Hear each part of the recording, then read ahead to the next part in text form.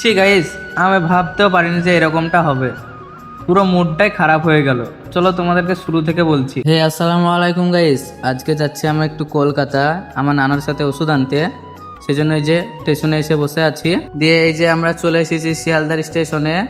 আর sorry guys, কারণ ট্রেনের ভিতরে অনেক ভিড় ছিল, সেজন্য ট্রেনের ভিতরে ভিডিওটা দিতে পারলাম না। এই যে দেখতে পাচ্ছ কত ভিড় শিয়ালদার স্টেশনেও। দিয়ে স্টেশন থেকে বেরিয়ে এখন বাসে করে যাচ্ছি আমরা হাওড়ায়, কারণ নানু ওষুধটা নিবে হাওড়াতেই। দিয়ে এই যে গাইস, এখন আমরা যাচ্ছি হাওড়া ব্রিজের ওপর দিয়ে। এই যে হাওড়া স্টেশন আর এই যে হাওড়া ব্রিজ। দিয়ে চলে এলাম হাওড়ার বাস স্ট্যান্ডে।